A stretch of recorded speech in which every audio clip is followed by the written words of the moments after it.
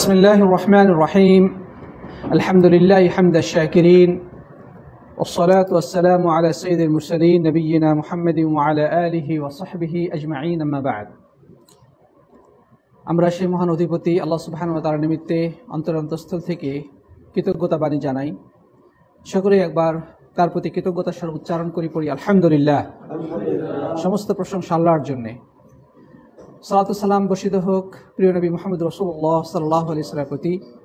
আসুন আমরা প্রিয় নবীর প্রতি হৃদয়ের সবটুকু ভালোবাসা উজাড় করে সালাতু সালাম পেশ করি পড়ি সাল্লাল্লাহু আলাইহি ওয়াসাল্লাম। প্রাণপ্রিয় উপস্থিতি, সমেত সাথী ভাই বন্ধুগণ, 100 কাবিরা গুনাহ সম্পর্কে ধারাবাহিকভাবে আলোচনার আজকের ক্লাসে আমরা যে বিষয়টি নিয়ে আলোকপাত করার চেষ্টা করব, আল্লাহ তাআলা যদি তৌফিক দান করেন, সে বিষয়টি হচ্ছে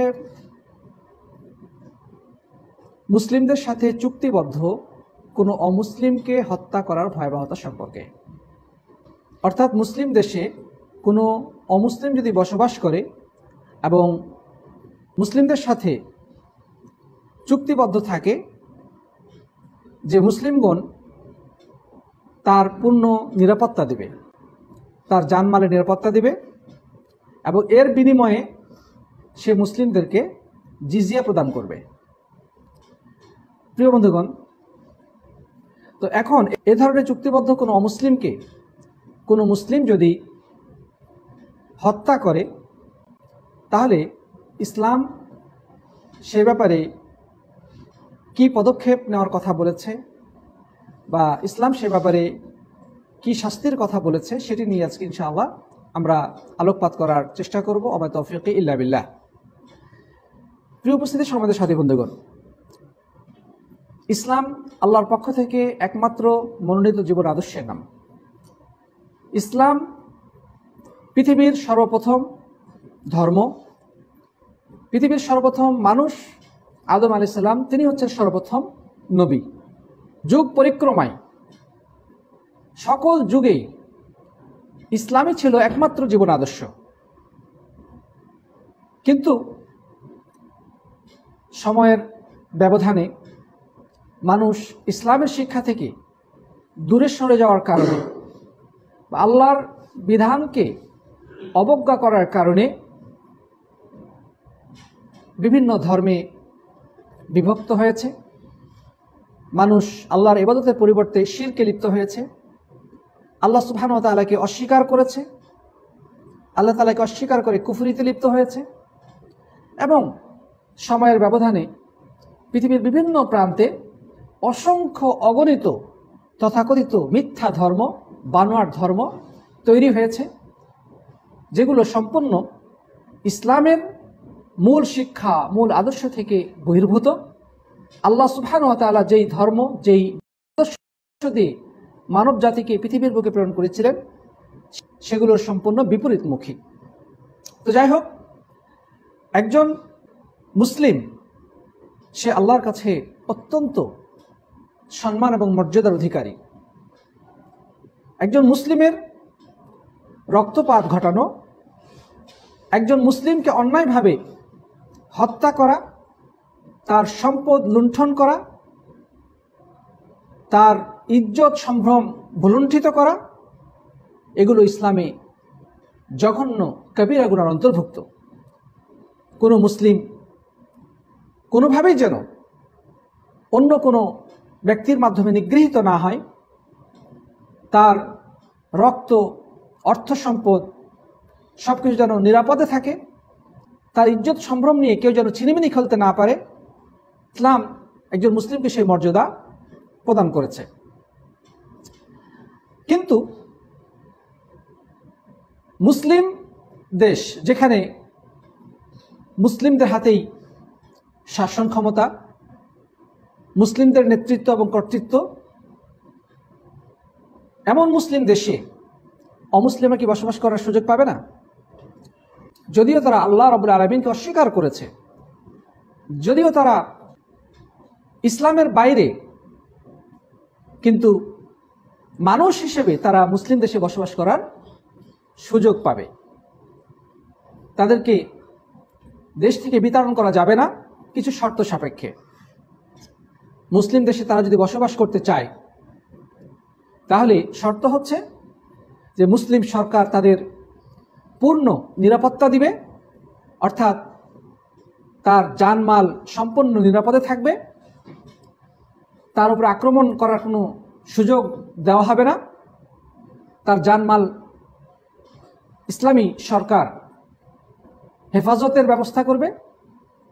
তবে এর বিনিময়ে তাকে জিজিয়া প্রদান করতে হবে ইসলামী সরকারকে।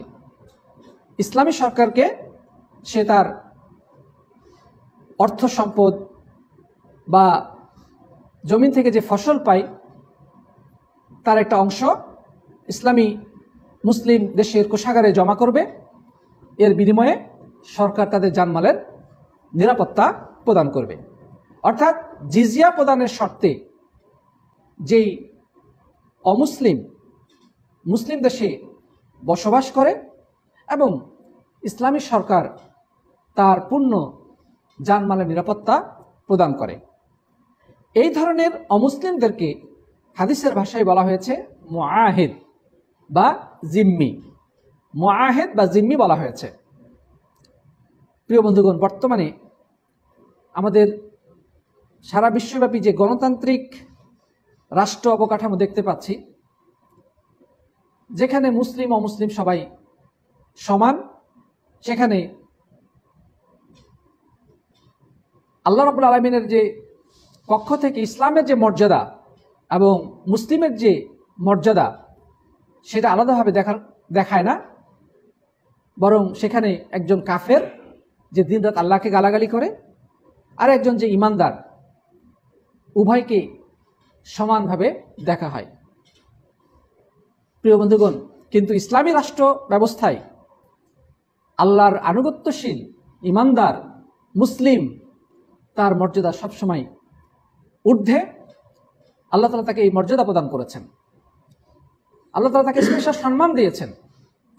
কিন্তু যারা আল্লাহর বিধানকে অস্বীকার করবে, আল্লাহকে অস্বীকার করবে, আল্লাহর বিরুদ্ধে কথা বলবে, তারা মুসলিম দেশে বসবাস করতে পারবে, কিন্তু তারা সম্মান বা মর্যাদার দিক দিয়ে কখনোই মুসলিমদের সমমর্যাদা অধিকারী হতে পারবে না। আল্লাহ সুবহানাহু ওয়া তাআলা কোরআনে কারীমের মধ্যে বলেছেন যে কাতিলুল লাযীনা লা ইউমিনুনা বিল্লাহি ওয়ালা বিল ইয়াউমিল আখির, তোমরা লড়াই করো ওই সকল ব্যক্তিদের বিরুদ্ধে যারা আল্লাহর প্রতি ঈমান আনে না এবং ঈমান আনে না আখিরাতের প্রতি। ওয়ালা ইউহাররিমুনা মা হাররামাল্লাহু ওয়া রাসূলুহু, এবং আল্লাহ এবং তার রাসূল যা হারাম করেছেন তারা সেই হারামকে মানে না। ওয়ালা ইয়াদিনুনা দীনাল হক, এবং যারা আল্লাহর সত্য দিন মেনে চলে না। মিনাল্লাযীনা উতুল কিতাব, তারা ওই সমস্ত লোকদের মধ্য থেকে যাদেরকে কিতাব দেওয়া হয়েছিল, অর্থাৎ ইহুদি এবং খ্রিস্টানদের মধ্য থেকে। হাত্তা ইউতুল জিজিয়াতা আন ইয়াদিন ওয়া হুম সাগিরুন, তাদের বিরুদ্ধে তোমরা লড়াই করো যতক্ষণ পর্যন্ত তারা ছোট হয়ে বা লাঞ্ছিত অবস্থায় তারা তোমাদের হাতে জিজিয়া অর্পণ না করে। তাহলে এই আয়াতে কারিমা থেকে আমরা কি বুঝতে পারলাম? যে যদি তারা মুসলিমদেরকে জিজিয়া প্রদান করে তখন তার বিরুদ্ধে লড়াই করা যাবে না, অর্থাৎ তারা তখন নিরাপত্তা পাবে। কিন্তু তারা যদি জিজিয়া প্রদান করতে অস্বীকার করে তাহলে তাদের জানমাল নিরাপদ থাকবে না। মুসলিমদেরকে আদেশ করা হয়েছে তাদের বিরুদ্ধে যুদ্ধ করার, কারণ তারা তো মূলত আল্লাহর সাথে যুদ্ধ ঘোষণা করেছে। যেই মহান সৃষ্টিকর্তা আল্লাহ সুবহানাহু ওয়া তাআলা আমাকে, আপনাকে, তাকে, পৃথিবীর সমস্ত মানুষকে, এই কুল কায়নাতকে সৃষ্টি করেছেন, তার বিরুদ্ধে যে ব্যক্তি অবস্থান গ্রহণ করে, তাকে অবিশ্বাস করে, সেই সৃষ্টিকর্তাকে অবিশ্বাস করে, আল্লাহ রাব্বুল আলামিনকে অবিশ্বাস করে, আখিরাতকে অবিশ্বাস করে, আল্লাহর দেওয়া বিধানকে যে লঙ্ঘন করে, আল্লাহর দেওয়া দ্বীনকে যে অস্বীকার করে, অবশ্যই আল্লাহর হুকুম হচ্ছে যে তাদের বিরুদ্ধে তোমরা লড়াই অব্যাহত রাখো, তাদের বিরুদ্ধে যুদ্ধ করো। যতক্ষণ পর্যন্ত তারা নত হয়ে তোমাদের কাছে তাদের সম্পদের জিজিয়া প্রদান না করে। জিজিয়া যদি প্রদান করে তাহলে ইসলামী সরকারের জন্য অপরিহার্য দায়িত্ব হচ্ছে তার জানমালের পরিপূর্ণ নিরাপত্তা দেওয়া। কেউ যদি তাকে আক্রমণ করতে চায়, তার বিরুদ্ধে যুদ্ধ করতে চায় বা তার জানমালের ক্ষতি করতে চায়, তাহলে মুসলিম সরকার তাকে প্রোটেকশন দেবে। বরং যারা অন্যায় করবে তাদের বিরুদ্ধে সরকার ব্যবস্থা নেবে। কেননা ওই অমুসলিমদের সাথে মুসলিম সরকারের অলরেডি এই মর্মে চুক্তি হয়েছে যে তাদেরকে জিজিয়ার বিনিময়ে নিরাপত্তা দেওয়া হবে। তো এই নিরাপত্তা লঙ্ঘন করার কোনো অধিকার কারো নাই। প্রিয় বন্ধুগণ, এখন কথা হচ্ছে যে এই যে নিরাপত্তা দেওয়া হয়েছে মুসলিমদের সাথে জিজিয়া প্রদানের শর্তে, কেউ যদি এমন নিরাপত্তা প্রাপ্ত এবং মুসলিমদের সাথে চুক্তিবদ্ধ ব্যক্তিকে হত্যা করে ফেলে তাহলে তার বিধান কি? মূলত এটি আমাদের মূল আলোচ্য বিষয়। প্রিয় সাথী বন্ধুগণ, আল্লাহ নবী সাল্লাল্লাহু আলাইহি ওয়াসাল্লাম এই ব্যাপারে অনেক কঠোর কথা বলেছেন। এ মর্মে আমরা কয়েকটি হাদিস বর্ণনা করব। প্রথম হাদিস হচ্ছে সেই বুখারীতে বর্ণিত হাদিসটি বর্ণনা করেছেন আব্দুল্লাহ ইবনে আমর রাদিয়াল্লাহু তাআলা আনহু। তিনি বলছেন যে নবী আকরাম সাল্লাল্লাহু আলাইহি ওয়াসাল্লাম ইরশাদ করেছেন, মান কাতালা মুআহিদান লাম ইয়ারিহ রাইহাতাল জান্নাহ ওয়া ইন্না রিহাহা তুজাদু মিন মাসিরাতি 40 আমা। আল্লাহ নবী সাল্লাল্লাহু আলাইহি ওয়াসাল্লাম এই হাদিসের মধ্যে বললেন যে মুসলিম দেশে মুসলিম সরকারের সাথে চুক্তিবদ্ধ কোনো অমুসলিম নাগরিককে বা কোনো অমুসলিমকে, চাই সে দেশের নাগরিক হোক অথবা বহির্দেশ থেকে মুসলিম দেশে বেড়াতে আসুক বা ব্যবসা বাণিজ্য করতে আসুক, এই ধরনের চুক্তিবদ্ধ কোনো ব্যক্তিকে কেউ যদি হত্যা করে তাহলে সে জান্নাতে যাওয়া তো দূরে থাক, জান্নাতের সুঘ্রাণ পর্যন্ত পাবে না। অথচ জান্নাত থেকে যে সুগন্ধি বের হয় 40 বছরের রাস্তা সমপরিমাণ দূরত্ব থেকে সেই সুগন্ধি পাওয়া যায়। প্রিয় সাথী বন্ধুগণ, তাহলে আমরা বিষয়টি বুঝতে পারছি যে মুসলিমদের সাথে চুক্তিবদ্ধ কোনো ব্যক্তিকে হত্যা করার শাস্তি বা হত্যা করার ব্যাপারে ইসলাম কি বলেছে। সহিহ বুখারীতে এই হাদিসটি তিনি কিতাবুল জিজিয়ার মধ্যে উল্লেখ করেছেন এবং ইমাম বুখারী কিতাবুল জিজিয়ার মধ্যে যে অনুচ্ছেদটি রচনা করেছেন সেটি হচ্ছে বাবু ইসমি মান কাতালা মুআহিদান বিগাইরি জুরমিন, যে কেউ যদি কোনো মুআহিদ তথা মুসলিম সরকারের সাথে চুক্তিবদ্ধ কোনো অমুসলিমকে হত্যা করে কোনো অপরাধ ব্যতিরেকে তাহলে তার গুনাহ কি সে প্রসঙ্গে।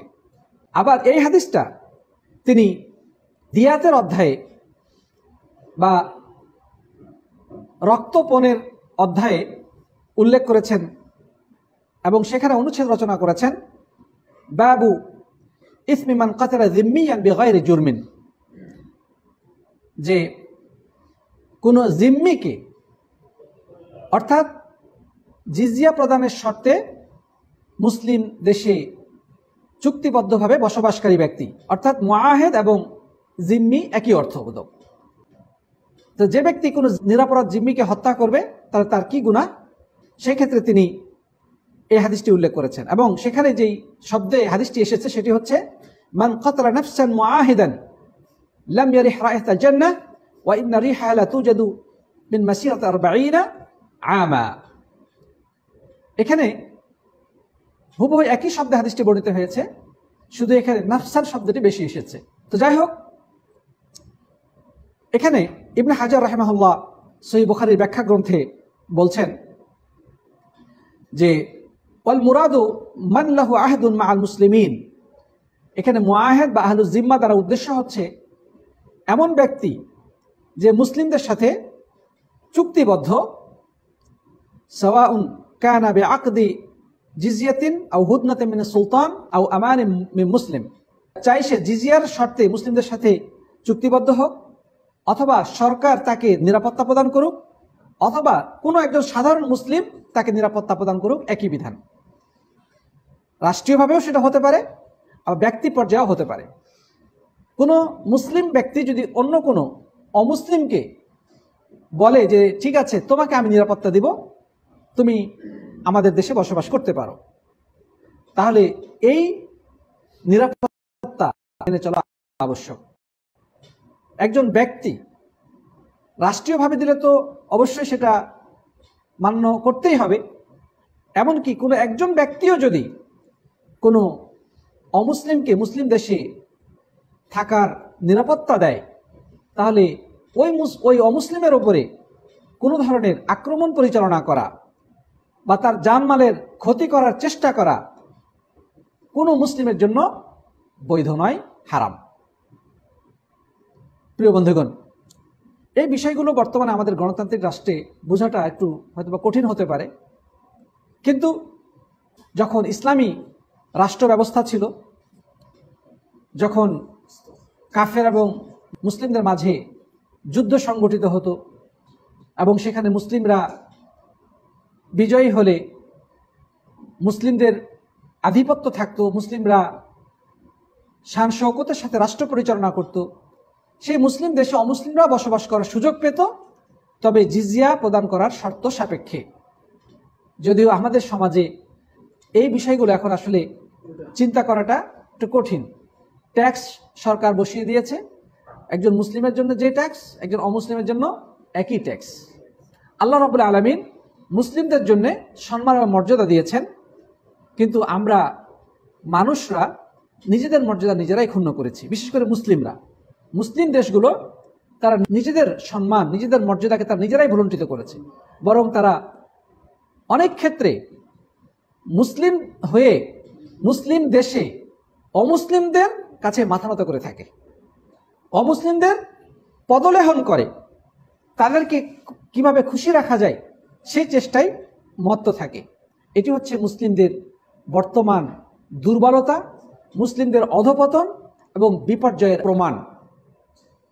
মুসলিমদের সেই সম্মান, সেই মর্যাদা আজকে ভুলুণ্ঠিত, এর কারণ কিন্তু আমরা নিজেরাই। মুসলিমরা তাদের মর্যাদা ধরে রাখতে পারেনি। প্রিয় বন্ধুগণ, এ ব্যাপারে একাধিক হাদিস রয়েছে, শুধু এটা নয়, একাধিক হাদিস রয়েছে যেখানে বলা হয়েছে যে কোনো ব্যক্তি যদি এ ধরনের চুক্তিবদ্ধ অমুসলিম কোনো নাগরিককে অথবা পর্যটনের উদ্দেশ্যে অথবা ব্যবসা বাণিজ্যের উদ্দেশ্যে বা অন্য কোনো উদ্দেশ্যে যদি মুসলিম দেশে আসে এবং সরকার তাকে নিরাপত্তা দেয়, তাহলে তার কোনো ধরনের ক্ষতি করার সুযোগ নেই।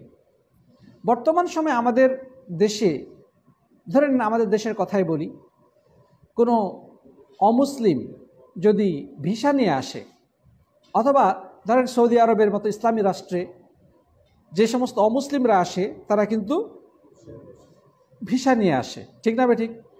মুসলিম অমুসলিম সবাই ভিসা নিয়ে আসে। তো এখন এই ভিসাটা এক ধরনের চুক্তি, যে সরকারকে সে একটা নির্দিষ্ট অঙ্কে অর্থ প্রদান করবে, এর বিনিময়ে সরকার তার নিরাপত্তা বিধান করবে, তার জানমালের নিরাপত্তা দেবে। তো এটা কিন্তু এক ধরনের, এই ভিসা মানে বর্তমানে এটা এক ধরনের অঙ্গীকার এবং চুক্তি, যেই অঙ্গীকার পালন করতে সরকারও বাধ্য এবং জনগণও বাধ্য। কোনো অমুসলিমকে এখানে কেউ যদি আক্রমণ করে বা তার কোনো ক্ষতি করার চেষ্টা করে, তাহলে নিঃসন্দেহে সে অপরাধী, রাষ্ট্রের চোখেও ইসলামের চোখেও। এ ধরনের অপরাধীর ব্যাপারে আল্লাহ নবী সাল্লাল্লাহু আলাইহি ওয়াসাল্লাম কি বলেছেন, যে আখিরাতে তার শাস্তি হলো সে জান্নাতে প্রবেশ করতে পারবে না। দুনিয়াতে তার শাস্তি কি?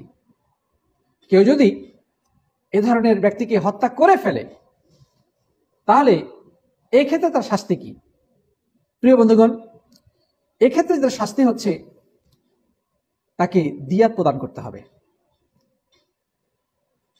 কোনো মুসলিম ব্যক্তি যদি এ ধরনের কোনো চুক্তিবদ্ধ অমুসলিম ব্যক্তিকে হত্যা করে ফেলে, তাহলে তার শাস্তি কি আল্লাহ সুবহানাহু ওয়া তাআলা সেটা কোরআনের মধ্যে স্পষ্ট করেছেন।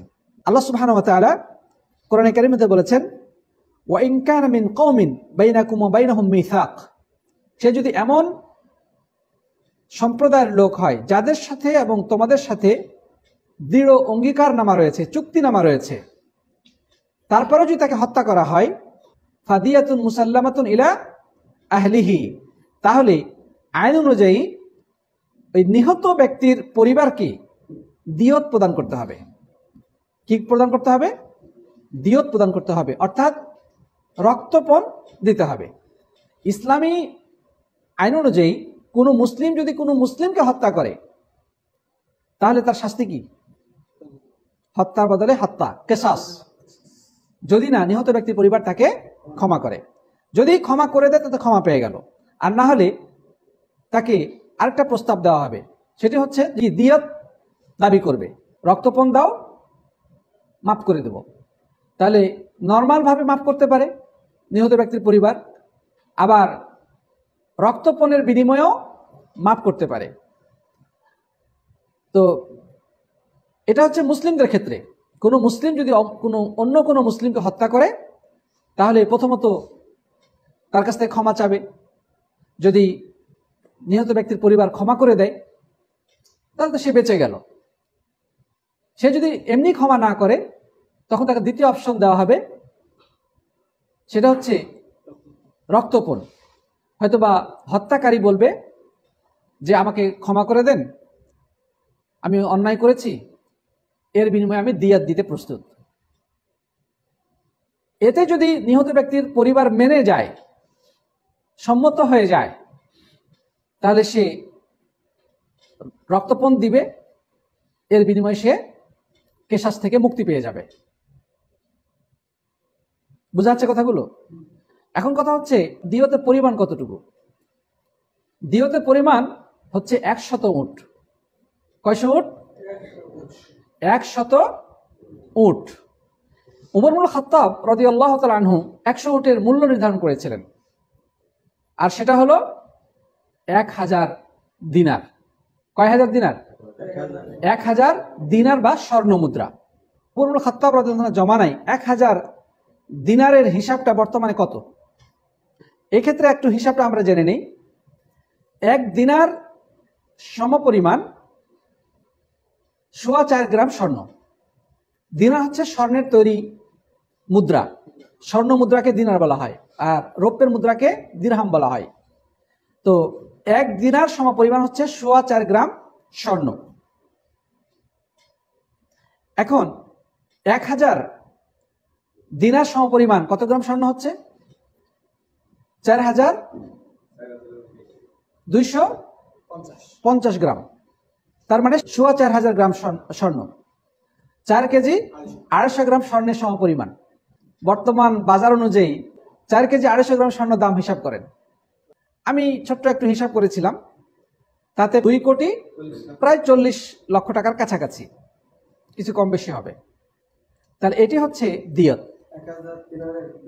1000 দিনারের বর্তমান মূল্যটা অনেকটা এরকম আসে আর কি, কিছু কম বেশি তো অবশ্যই হতেই পারে। এটা হচ্ছে দিয়াত, মানে রক্তপণ। কোনো মুসলিম যদি অপর কোনো মুসলিমকে হত্যা করে তাহলে সেই ক্ষেত্রে যদি সে মাফ না করে দেয় বা রক্তপণ নেওয়ার শর্তে মাফ করে, তাহলে তাকে এই পরিমাণ রক্তপণ দিতে হবে। কথাটা বোঝা যাচ্ছে?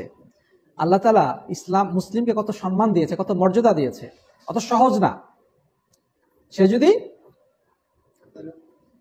তাকে হত্যা করে তাহলে তার শাস্তি। প্রিয় বন্ধুগণ, তো যাই হোক, এখন যেটা আমরা বলতেছি এই ক্ষেত্রে যে কোনো অমুসলিমকে, এই ধরনের অমুসলিমকে কোনো যদি মুসলিম হত্যা করে তাহলে সেই ক্ষেত্রে বিধানটা কি? আল্লাহ তাআলা মুসলিমের মর্যাদা সবসময় বেশি রেখেছেন। কোনো অমুসলিমকে হত্যা করার দায়ে কোনো মুসলিমকে হত্যা করা যাবে না। কেসাসের বিধান এখানে বাস্তবায়িত হবে না। কোনো অমুসলিমকে হত্যার বিনিময়ে কোনো মুসলিমের উপরে কেসাসের বিধান প্রযোজ্য হবে না। তাহলে এই ক্ষেত্রে দিয়তের বিধান প্রযোজ্য হবে, মানে রক্তপণ। অর্থাৎ ওই মুসলিম ব্যক্তির জন্য আবশ্যক হচ্ছে যে ওই নিহত অমুসলিমের পরিবারকে কি দিবে? রক্তপণ দিবে। এরপরে আল্লাহ তাআলা বলছেন যে ফামান লাম ইয়াজিদ ফাসিয়ামু শাহরাইনি মুতাতাবিআইনি, কেউ যদি এই পরিমাণ রক্তপণ দেওয়ার সামর্থ্য না রাখে তাহলে তার জন্য বিকল্প কি? তার জন্য বিকল্প হচ্ছে, যদি রক্তপণ দিতে না পারে তাহরির রাকাবা, তাহলে একটা গোলাম আজাদ করবে। গোলাম আজাদ তো যেহেতু বর্তমানে নাই। তৃতীয় অপশন হচ্ছে ফাসিয়ামু শাহরাইনি মুতাতাবিআইন, কন্টিনিউয়াসলি ধারাবাহিকভাবে মাঝখানে কোনো বিচ্ছিন্নতা ছাড়া শরীয়ত নির্ধারিত কোনো কারণ ব্যতিরেকে রোজা রাখতে হবে। কয় মাস? 2 মাস। তাওবাতাম মিনাল্লাহ ওয়া কানা আল্লাহু আলিমান হাকীমা, এটা আল্লাহর পক্ষ থেকে ক্ষমা, আর নিশ্চয় আল্লাহ রাব্বুল আলামিন সর্বজ্ঞ এবং প্রজ্ঞাবান। প্রিয় বন্ধুগণ, আল্লাহ সুবহানাহু ওয়া তাআলা তাহলে কোনো অমুসলিমকে হত্যা করার দুনিয়াবী শাস্তি হিসেবে নির্ধারণ করেছেন, আর আখিরাতের শাস্তি কি? জাহান্নাম, তার জন্য জান্নাত থেকে বঞ্চিত হওয়া, জান্নাত থেকে বঞ্চিত হওয়া। তবে এখানে একটা জিনিস আমরা মনে রাখবো সবসময়, কোনো অপরাধের কারণে যদি বলা হয় যে সে ব্যক্তি জান্নাতে প্রবেশ করবে না, তো এই জায়গাতে আমাদেরকে যে অর্থটা বুঝতে হবে সেটি হচ্ছে যে এটা নিঃসন্দেহে কাবিরা গুনাহ, কিন্তু আল্লাহ রাব্বুল আলামিনের ইখতিয়ারের মধ্যে সে থাকবে। আল্লাহ যদি তাকে ক্ষমা না করেন তাহলে সে জাহান্নামে যাবে, এবং জাহান্নামে শাস্তি ভোগ করার পরে অবশেষে তার মধ্যে ঈমান থাকার কারণে জান্নাতে অবশেষে প্রবেশ করবে। কারণ যে ব্যক্তি লা ইলাহা ইল্লাল্লাহ একনিষ্ঠভাবে পাঠ করেছিল, তার অন্তরে সরিষা দানা সহ পরিমাণ ঈমান ছিল, আল্লাহ তাআলা তাকে অবশ্যই জান্নাতে প্রবেশ করাবেন জাহান্নামে তার প্রাপ্য শাস্তি গ্রহণের পরে। আবার আল্লাহ তাআলা ইচ্ছা করলে একেবারে প্রথম পর্যায়ে তাকে ক্ষমা করে দিতে পারেন। তার মধ্যে এমন কিছু বৈশিষ্ট্য ছিল বা সে এমন কোন আমল করেছিল যার কারণে আল্লাহ তাআলা তার প্রতি সন্তুষ্ট হয়ে প্রথম পর্যায়ে তাকে ক্ষমা করে দিতেও পারেন। এটা আল্লাহর ইচ্ছাধীন। কারণ আল্লাহ তাআলা বলেছেন যে ইন্নাল্লাহা লা ইয়াগফিরু আন ইউশরাকা বিহি ওয়া ইয়াগফিরু মা দুনা যালিকা লিমান ইয়াশা, যে নিশ্চয় আল্লাহ তাআলা তার সাথে শিরিক করাকে ক্ষমা করবেন না, এবং এর নিম্নে যত পাপ রয়েছে তাকে ইচ্ছা ক্ষমা করে দিতেও পারেন। তাহলে এই হত্যার বিষয়টি অবশ্য শিরিক না, শিরিকের নিচু পর্যায়ের গুনাহ। সুতরাং এটা আল্লাহ রাব্বুল আলামিন এখতিয়ারভুক্ত, তার মাশিয়াতের আন্ডারে থাকবে। চাইলে তিনি তাকে ক্ষমা করে দিতে পারেন, অথবা তাকে শাস্তি দিয়ে অবশেষে তার গুনাহ মোচন হলে, অপরাধ মোচন হলে পরে তাকে জান্নাতে প্রবেশ করাবেন। এখানে একটি বিষয়, যে ইচ্ছাকৃতভাবে যদি তাকে হত্যা করে তাহলে তার ব্যাপারে এই দিয়তের বিষয়টা বলা হয়েছে। মানে রক্তপণের যে বিষয়টা আমরা আলোচনা করলাম, সেটা সে যদি ইচ্ছা করে হত্যা করে, কিন্তু অনিচ্ছাবশত যদি হত্যা হয়ে যায় তখন কি করণীয়? বেখেয়ালে কোনো অমুসলিমকে সে মেরে ফেলেছে, হয়তো গাড়ি চাপা দিয়ে ফেলেছে, অথবা কোনো শিকারীকে গুলি মারতে গিয়ে অসতর্কতাবশত কোনো অমুসলিমের গায়ে লেগেছে এবং সে মারা গিয়েছে, অথবা সাধারণ ঝগড়াঝাটিতে হয়তোবা লাঠির আঘাত দিয়েছে, তাকে মেরে ফেলার উদ্দেশ্য ছিল না, সাধারণ আঘাতে সে মরে গেছে। এগুলো হচ্ছে কাতলে খাতা বা ভুলবশত হত্যা। তাহলে এই ক্ষেত্রে কি করেন? সেটা হচ্ছে যে একজন মুসলিমকে ভুলবশত হত্যা করলে তাকে যে পরিমাণ রক্তপণ দেওয়ার কথা আছে তার অর্ধেক দিতে হবে কোনো অমুসলিমকে এভাবে হত্যা করার কারণে। অর্থাৎ মুসলিমের অর্ধেক দিয়ত দিতে হবে অমুসলিমকে হত্যা করার ক্ষেত্রে। কেসাস এখানে কোনোভাবে বাস্তবায়ন করা যাবে না। হত্যার বিনিময়ে হত্যা বিধান প্রযোজ্য হবে না, কারণ আল্লাহ তাআলা মুসলিমের মর্যাদা দিয়েছেন অনেক ঊর্ধ্বে।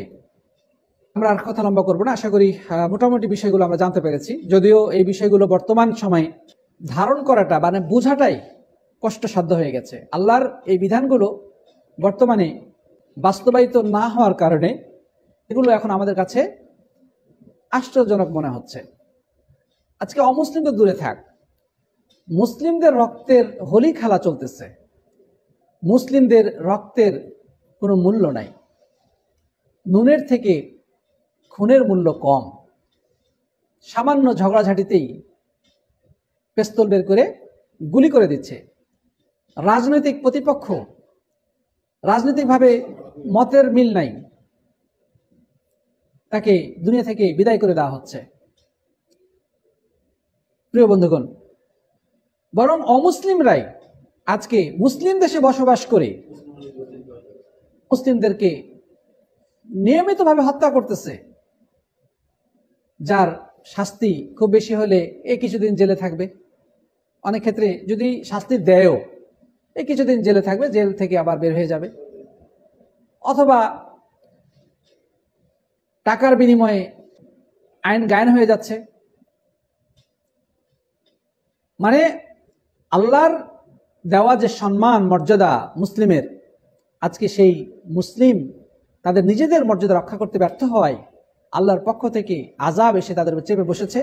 তারা পদে পদে লাঞ্ছিত, অপদস্থ, তারা অমুসলিমদের কাছে বরঞ্চ নানাভাবে নিগৃহীত হচ্ছে, অপদস্থ হচ্ছে। আল্লাহ রাব্বুল আলামিন মুসলিমদেরকে আবারও তাদের সেই হারিয়ে যাওয়া মর্যাদাকে পুনরুদ্ধার করার তৌফিক দান করুন, আল্লাহুম্মা আমিন। এর একটি মাত্র পদ্ধতি রয়েছে, সেটি হচ্ছে আল্লাহর দ্বীনের উপরে সব মুসলিমকে ফিরে আসতে হবে, আল্লাহর দ্বীনকে শক্তভাবে পালন করতে হবে।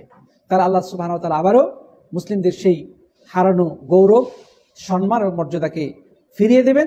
আমরা রব্বুল আলামিনের কাছে সেই দোয়াই করি, তিনি যেন আমাদেরকে ইসলামের বিধিবিধানগুলো ভালোভাবে জেনে মেনে তার প্রিয়ভাজন বান্দা হিসেবে কবুল করে নেন, বলেন আল্লাহুম্মা আমিন। আল্লাহ যেন আমাদেরকে সব ধরনের অন্যায় অবিচার থেকে রক্ষা করেন, আল্লাহুম্মা আমিন। আল্লাহ তাআলা মুসলিমদেরকে যেন হেদায়েতের প্রতিষ্ঠিত রাখেন এবং পৃথিবীর অন্যান্য সকল অমুসলিমকে আল্লাহ রাব্বুল আলামিন যেন হেদায়েত দান করেন, আমরা পড়ি আল্লাহুম্মা আমিন। এতক্ষণ আমরা যারা আলোচনা শুনলাম সবাইকে অনেক অনেক ধন্যবাদ জানিয়ে আজকের আলোচনা এখানে সমাপ্ত করছি। জাযাকুমুল্লাহু খাইরান। হাদা সাল্লাল্লাহু আলা নবিয়িনা মুহাম্মদ ওয়া আলা আলিহি ওয়া সাহবিহি আজমাইন।